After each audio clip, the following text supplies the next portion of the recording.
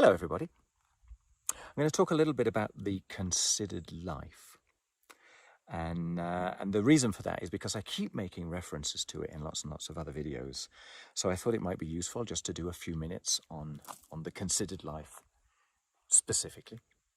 So for me at least, the considered life grew from the perspective of the Stoics. Socrates, Marcus Aurelius, people like this.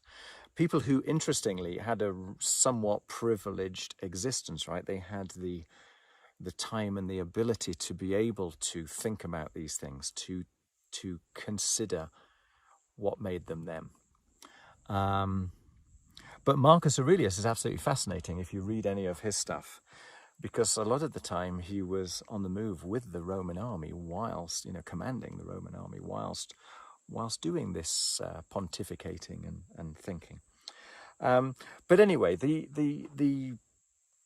a lot to the considered life. There's an awful lot to the Stoics, but it's that element of consideration which is critical and which permeates everything that they talk about. So effectively, it is, you are not what you seem. Think about it a little more, in a nutshell. Just pause. Rather than reacting, rather than running off down your rails, consider. Who is doing the thinking? Where are you when you're thinking that? When are you when you're thinking that? Who is doing the thinking? Who is thinking about the thinker? Who is observing the thinker who is thinking about the thinker? To give yourself a sense of perspective on, in my story, the stories running around inside your head. So basically, the realities that you take for granted, reconsider them. Reconsider their origins. Reconsider the ways that they are influencing your perceptions and your actions.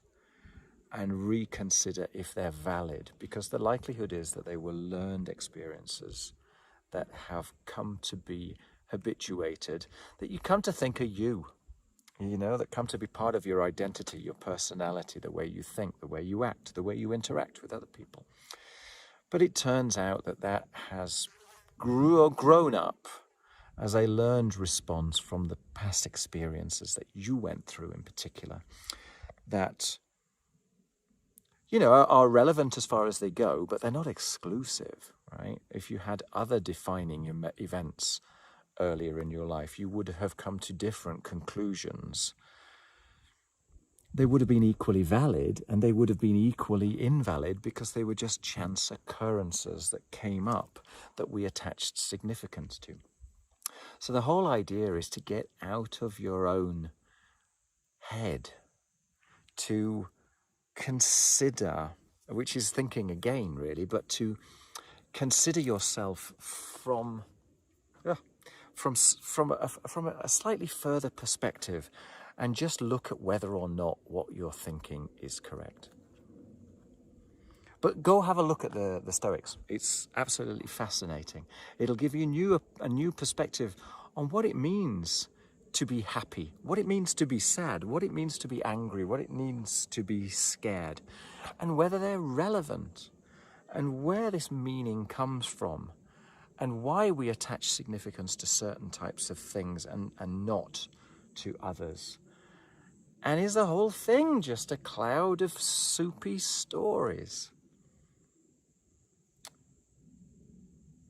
So yeah, I think that's sufficient, okay? It's very simple. But the idea is to take a step back from yourself and reconsider. Okay, take care, because I'm getting bitten here. Bye.